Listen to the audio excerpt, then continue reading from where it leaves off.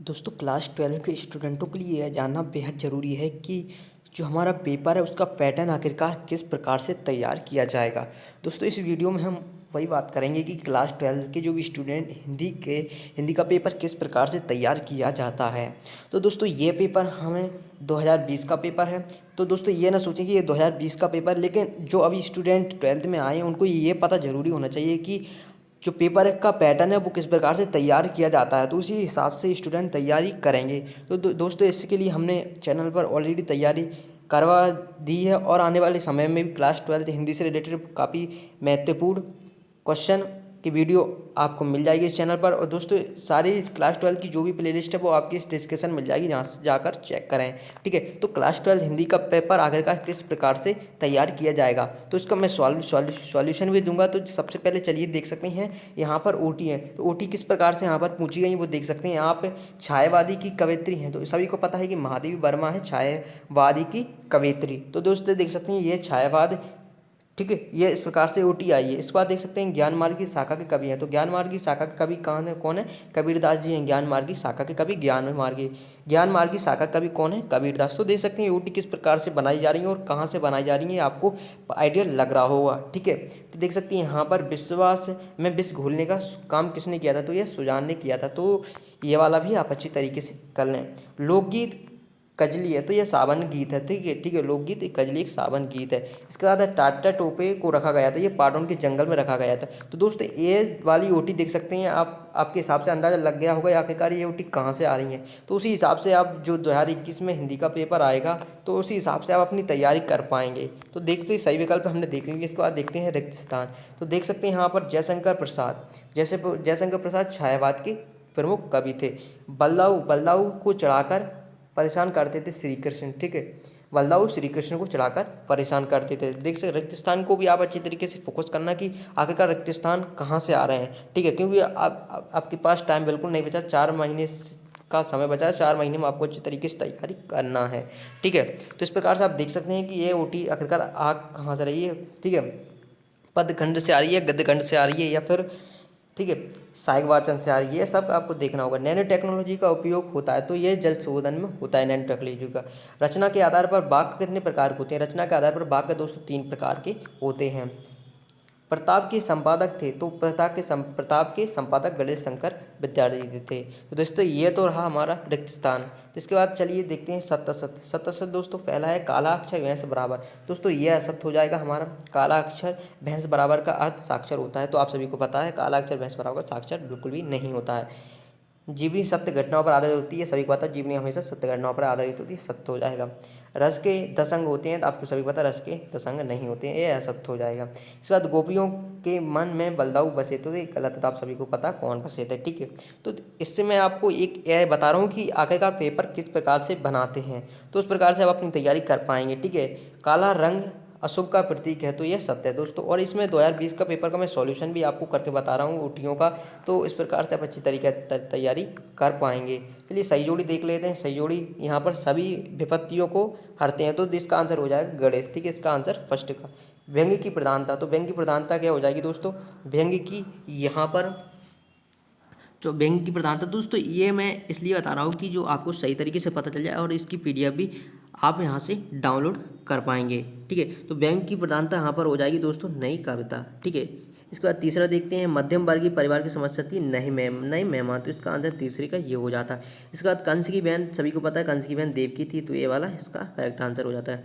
गाय करुणा की कहानी है, तो ये इसका आंसर क्या हो जाएगा? महात्मा गांधी, गाय करुणा की कहानी। चलिए अब नेक्स्ट देख लेते हैं। नेक्स्ट क्या हमारा एक वाक्य में आपको आंसर देना है। मथुरा से योग सिखाने कौन आया था? तो उद्धव जी मथुरा से योग सिखाने आए थे। भाई किन 2 रूपों में मिलता है? तो ये सादा साध में मिलता है। ये आपने एक वाक्य में आंसर याद किया हुआ, वहाँ से ये ऑब्जेक्ट आया क्वेश्चन में आ गया। तो अब यहाँ से आप एक बात नोटिस करना कि देख सकते हैं एक वाक्य में आंसर दिया गया था, छोटे छोटे आपके लघुत्तरीय प्रश्न होते हैं, वहाँ से ये ओटी के रूप में पूछ लिया गया। तो ये से आपको नोटिस करना होगा। ठीक है, इसी हिसाब से आपको तैयारी करना होगा। जहाँ किसी व्यक्ति या वस्तु लक्ष्य में रखकर अन्य के लिए बात कही जाए वहाँ क्या होता है? तो दोस्तों देख सकते हैं यहाँ पर क्या हो जाएगा? अनयोक्ति अलंकार होगा। प्रयोगवाद का प्रारंभ कब हुआ था? तो यहाँ पर देख सकते हैं सन यहाँ पर पूछ लिया कि प्रयोगवाद के, तो इस बार क्या हो सकता है? प्रगतिवाद का पूछ सकते हैं, छायावाद का पूछ सकते हैं, तो जो भी आपके हैं वो यहाँ से नई कविता की प्रारंभ काल पूछ सकते हैं दोस्तों। इसी प्रकार से आपको तैयारी करना है। यहाँ पर प्रयोगवाद का पूछा जाएगा, प्रयोगवाद का 1943 से 1950 तक है, ठीक है। इसके बाद वसंत कौन सा भाव लेकर आता है, तो बसंत हर्ष भाव लेकर आता है। चलिए अब क्वेश्चन आंसर देख लेते हैं, क्वेश्चन आंसर क्या है। तो देख सकते हैं क्वेश्चन आंसर यहाँ पर 2 अंक के हैं। सबसे पहले 2 अंक के सबसे पहले आए थे यहाँ पर, मीरा कैसा वेश करना चाहती है, कैसा वेश रखना चाहती है। इसके अंत में आया था, कृष्ण ने दही का दोना कहाँ छिपा लिया था। इसके बाद देख सकते हैं, चातक को घातक क्यों कहा गया है, मिट्टी कुमार को क्या सीख देती है। क्वेश्चन नंबर 8 में आया था, खग कुल सा क्यों बोलने लगा, ठीक है। खग कुल सा क्यों बोलने लगा, और क्षणिक आतंक से क्या तात्पर्य है। इसके बाद नवा क्वेश्चन आया था, केवट के अनुसार पग धूरी का क्या प्रभाव है। उसके अथवा में आया था, फूल और मालिन दोनों कब मुरझा जाएंगे। इसके बाद 10वां क्वेश्चन है, वसंत के आगमन पर प्रकृति में क्या क्या परिवर्तन होते हैं। सांझ सकारे भारत माता की आरती कौन कर रहा है। तो दोस्तों यह देख सकते हैं, यहाँ पर और सारे क्वेश्चन दिए गए हैं। क्वेश्चन नंबर 11 है, किस भय के कारण व्यापारी व्यवसाय में हाथ नहीं डालते हैं, ठीक है। गजाधर बाबू के लिए मधुर संगीत क्या था, और यहाँ पर रेवती अपने घर को जेल खाना क्यों कहती थी, और इसके अलावा रेडीमेड अध्यक्ष किसे कहा जाता है, रेडीमेड अध्यक्ष किसे कहा जाता है। क्वेश्चन नंबर 13 देख सकते हैं, तात्या मानसिंह के संरक्षण में क्यों गए थे, ठीक है, क्यों गए। इसके बाद मुझसे बड़ा तो मेरा नाम है, लेखक ने ऐसा क्यों कहा। क्वेश्चन नंबर 14 है, उत्तराखंड के चारों धाम किन 4 पवित्र नदियों के किनारे स्थित हैं। इसके बाद नेक्स्ट है, ग्वाले ने गाय को सुई क्यों और कैसे खिला दी। तो इसके बाद आप देख सकते हैं, ये क्वेश्चन नंबर 15, क्वेश्चन नंबर 15 पे आपको फोकस करना है। अंक 2 के हैं। यहाँ पर आपको क्या पूछ रहा है, आपको वाक्यों को शुद्ध करना है। इसके बाद मुहावरे हैं, ठीक है, यहाँ से आपके 2 नंबर हैं। इसके अब आपको अच्छी तरीके से शुद्ध करना और मुहावरे अच्छी तरीके से याद करना है, ठीक है, इसके अथवा में आ जाएंगे, ठीक है। इस प्रकार से आपके यहाँ से 2 अंक पक्के हो जाएंगे, ठीक है।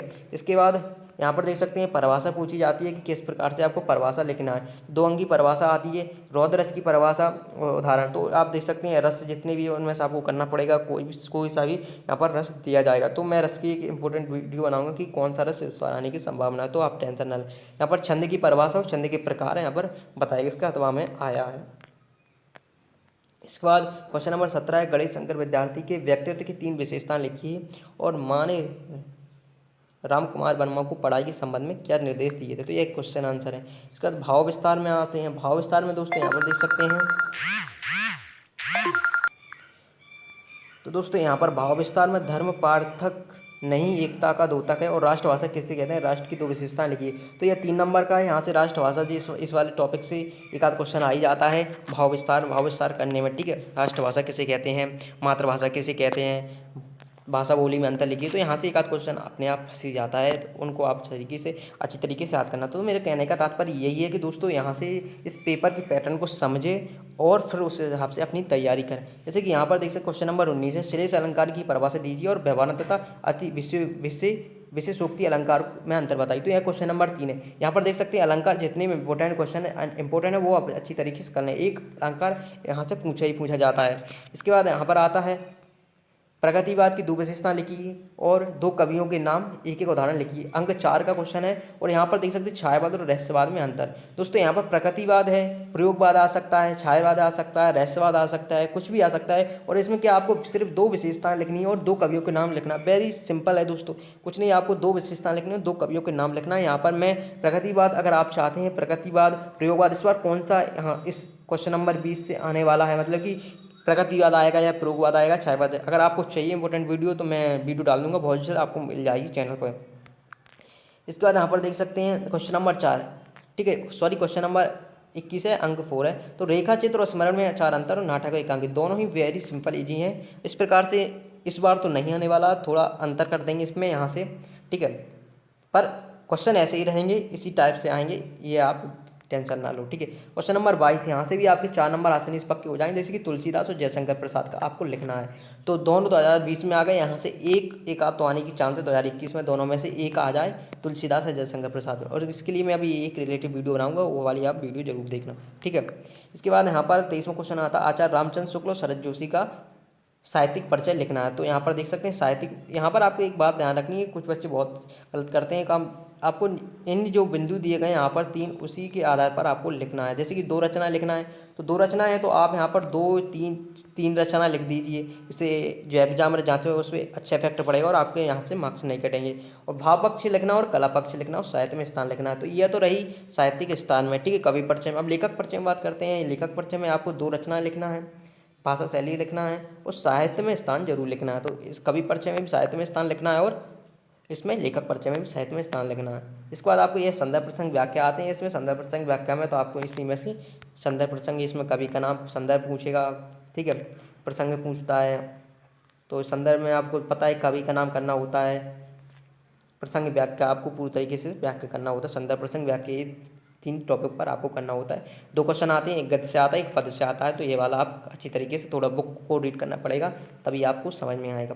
इसके बाद क्वेश्चन नंबर 26 आता है दोस्तों। 26वां क्वेश्चन देख सकते हैं यहाँ पर आपको 26वें वाले क्वेश्चन में आपको यहाँ पर 5 नंबर दिए जाते हैं। 5 नंबर दिए जाते हैं। 5 नंबर में क्या करना होता है, आपको इसी में से ढूंढना होता है। तो यहाँ पर देख सकते हैं उपरोक्त गद्यांश का शीर्षक आपको ढूंढना पड़ेगा। सही श्रम क्या है यह ढूंढना पड़ेगा। उपयुक्त गद्यांश का सारांश आपको यहाँ से ढूंढना पड़ेगा। तो इस प्रकार से आप कर सकते हैं। यहाँ पर बिल्कुल वेरी वेरी सिंपल है, आपके 5 नंबर यहाँ से आसानी से पक्के हो जाते हैं। अगर आपको ये भी सॉल्व करना नहीं आ रहा तो मुझे बता देना, ठीक है। इसके बाद सचिव, यहाँ पर 27 क्वेश्चन है, आपको एक एप्लीकेशन लिखना है। तो देख सकते हैं सचिव माध्यमिक शिक्षा मंडल भोपाल को अंग्रेजी विषय की उत्तर पुस्तिकाओं की पुनर्गणना हेतु आवेदन करना। और एक यहाँ पर एक आता है, अपने मित्र को हायर सेकेंडरी परीक्षा में प्रथम श्रेणी उत्तरी बधाई। एक फॉर्मर आता है, एक इनफॉर्मर आता है, सभी को पता है, ठीक है। इसके बाद क्वेश्चन नंबर 28 है। इसमें देख सकते हैं ये 2020 का पेपर है। इसमें देखिए कौन कौन से निबंध आए हैं। समाचार पत्र की उपयोगिता, आतंकवाद, महंगाई की समस्या और विज्ञान और मानव, ठीक है, विज्ञान और मानव। इस बार भी कंप्यूटर का नहीं आया तो शायद अभी इस बार कंप्यूटर का निबंध आने की चांसेस है। और इसके बाद आपको रूपरेखा बनानी है। तो दहेज प्रथा, लोकतंत्र का महत्व, स्वच्छ भारत और जल ही जीवन, तो ये हैं आपको यहाँ से करना हो। इस देखिए ये सारे आंसर हैं यहाँ पर पहले दिए गए हैं। अगर इसकी PDF डाउनलोड करना है तो दोस्तों आपको लिंक मिल जाएगी डिस्क्रिप्शन में, जाकर चेक कर सकते हैं। और दोस्तों इस वीडियो में आपने जाना 2020 का जो पेपर आया था वो किस प्रकार में आया था और 2021 का किस प्रकार से आएगा। आशा करते हैं आप सभी को वीडियो अच्छी लगी हो। तो वीडियो अच्छी लगी लाइक जरूर करें और अपने दोस्तों में शेयर करना ना भूलें। चलिए मिलते हैं नेक्स्ट वीडियो में। धन्यवाद दोस्तों।